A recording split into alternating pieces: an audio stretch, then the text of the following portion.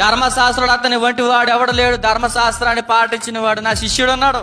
నా తర్వాత నెక్స్ట్ ఎవరు అనుకున్నా ఆయనే. ఎవరైనా సౌలును పంపిస్తాను, సౌలు మాట్లాడతాడులే అన్నాడు. అతను ఎవరు అనుకుంటున్నారు? గమాలీయేలు గారు.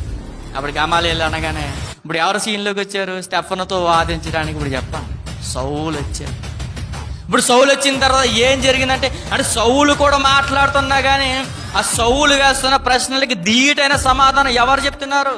స్టెఫను చెప్తున్నాడు. మిమ్మల్ని అడుగుతున్నా, పిల్లలు మనం కూడా వాక్యమును చెబుతున్నప్పుడు వాక్యమును బట్టి ఇది తప్పు అని మనం ఎదిరించగల శక్తి మనకుందా? ఈ తప్పు అని చెప్పడానికి మన దగ్గర ఏమున్నాయంటే లేవు.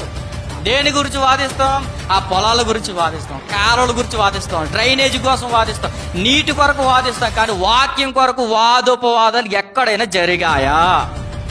జరగలేదు. అంటే మనం ఏం చేయాలంటే మన పిల్లలకి